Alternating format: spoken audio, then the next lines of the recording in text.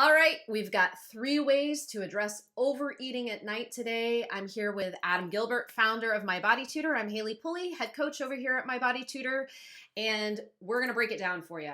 Do you find yourself night after night, week after week, seemingly overeating every single night and you don't know what to do about it?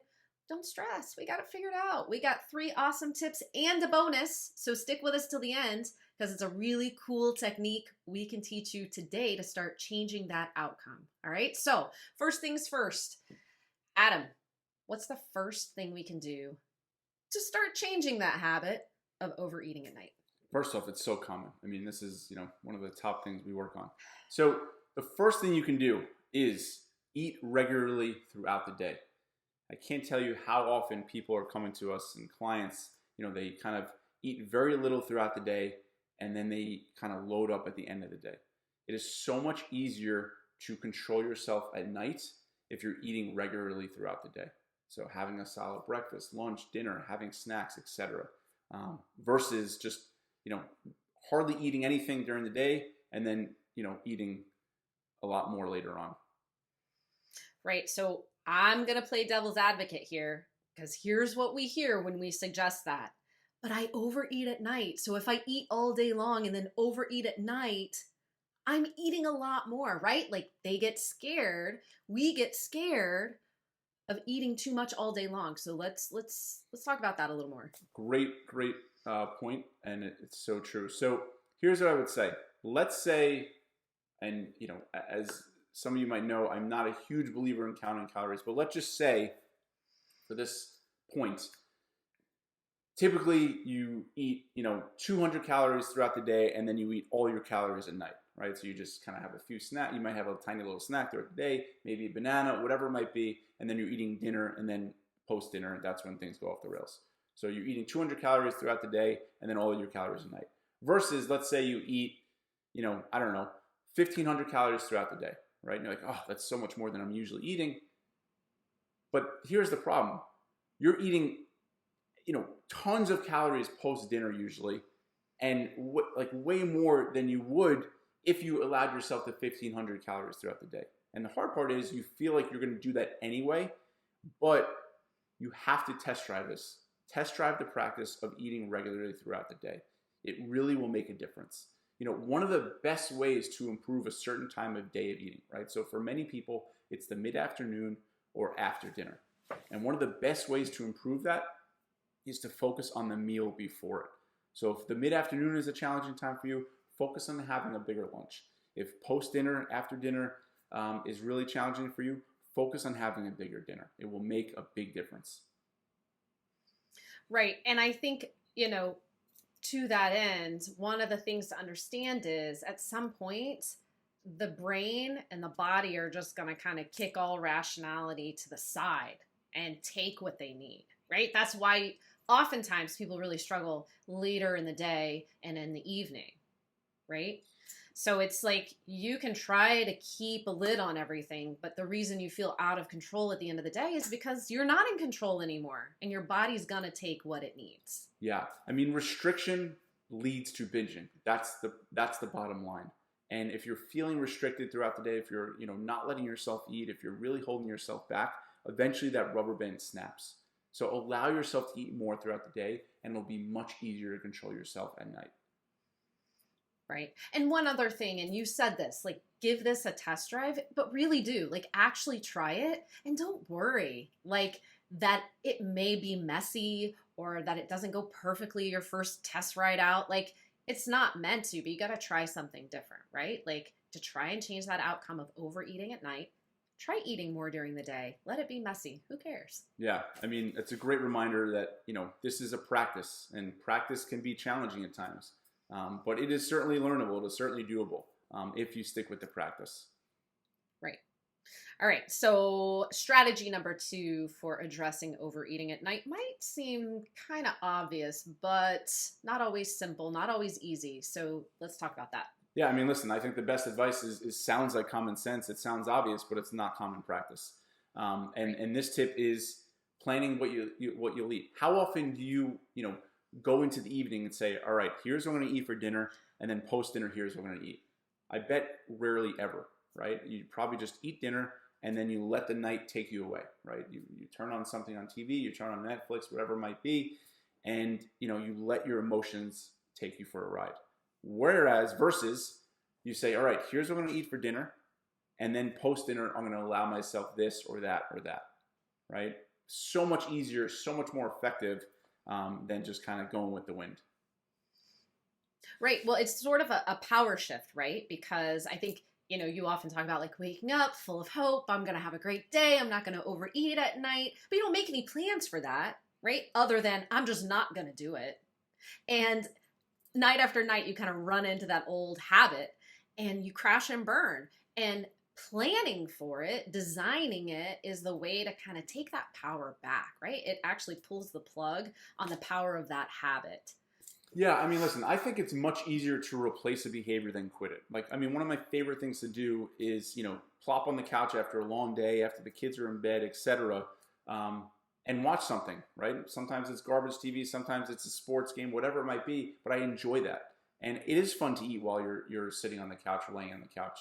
But the key thing is changing what you eat, right? So much easier to replace a behavior than it is to quit one. So if you're used to, opening up a bag of chips or having some ice cream, try something else first, right? Try having some fruit, or try having some frozen fruit, or try having some Greek yogurt, or some nut, whatever it might be. Try something else and plan for it, right? Most people, to your point, it's this all or nothing mentality. So it's like, all right, tonight I'm not going to eat anything, right? Or tonight, like going back to the first point, today I'm not going to eat anything, and I'm going to be really strict throughout the day, strict at night, and then of course eventually, like I said, you just snap and you can't take it anymore. You're just, that restriction leads to binging.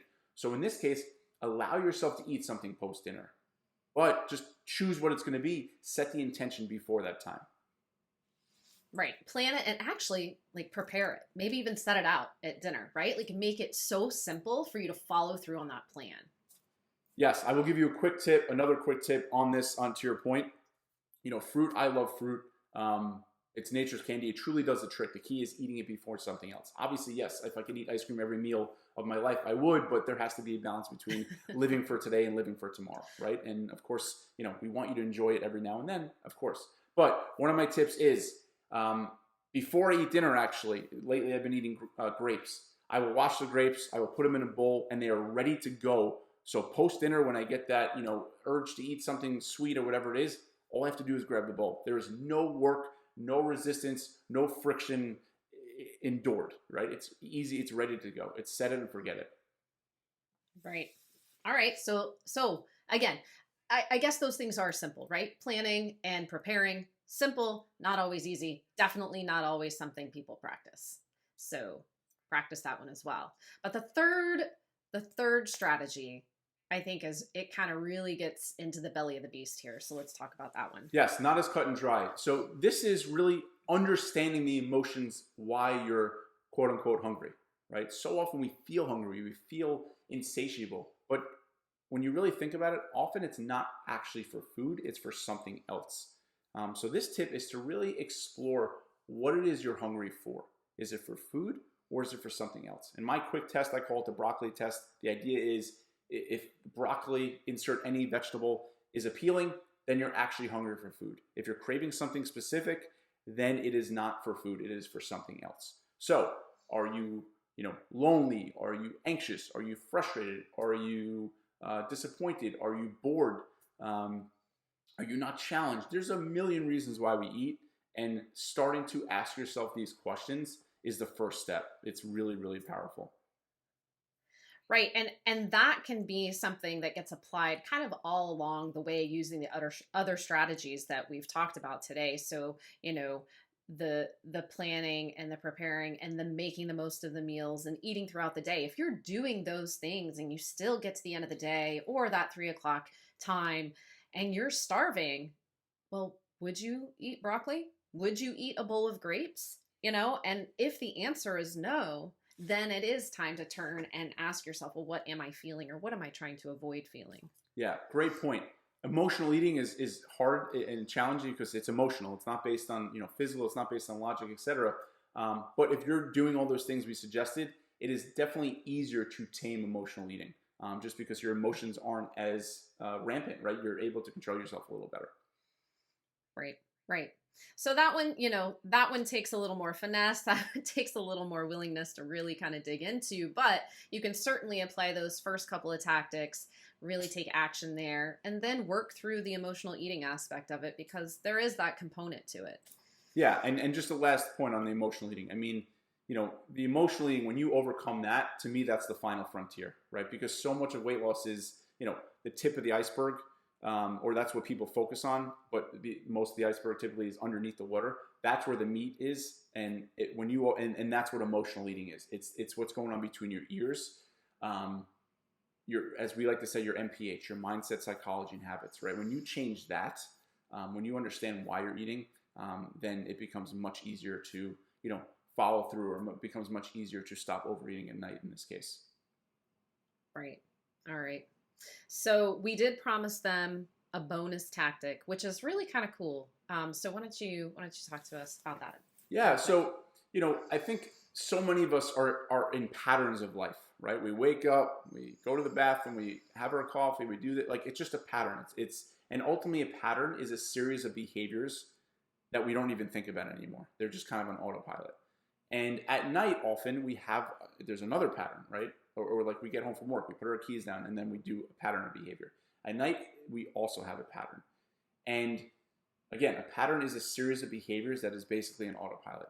And my tip for you is try changing that first behavior, right? So for me, after I put my kids down, I used to just take my phone and plop on the couch, right? I would scroll on social media. I would just aimlessly scroll, right? And when I would do that, the entire night would have this pattern. I would do that for a little while, then I would eat dinner, then I would turn on the TV. Like, it was just this whole thing. Now what I do is I keep my phone away and I immediately read or I go for a walk.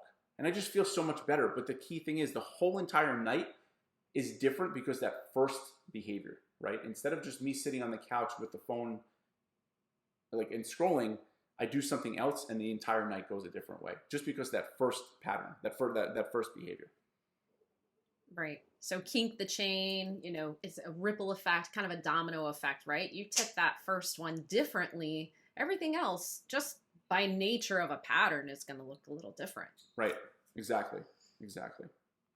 So that's easy to apply. And in your planning, right? So if we're planning at night and we plan for a bowl of grapes instead of a bowl of chips, you're going to feel differently in the end. Right. And after you eat that bowl of grapes or whatever it might be, the whole entire night's going to go differently as well. That's the key. And you got to just give yourself a chance, though. Give yourself a chance with that new behavior and see how it goes. Yeah. And I think too, get curious about what parts of the pattern you can replace. Cause I know I've coached people who come in the door, they set their keys down, like you said, and maybe their first place they go is the kitchen and they just start grazing. So maybe instead of going to the kitchen, you say hello as you come in the door and you go upstairs and you shower. Or if at night after everything is said and done, you sit on the couch, turn the TV on, and immediately you're ready for a snack, don't sit on the couch. Sit in a different chair. Right? It could be simple things like that. So get creative about changing the pattern. I love it. It's so powerful, and I'm excited for you guys to try it. And again, don't discount the simplicity. The best advice to me is simple things, right? Obviously, it can't be crazy, unrealistic, wild things. But when you hear a simple piece of advice, you got to test drive it and then see how you feel. Absolutely. Cool. All right.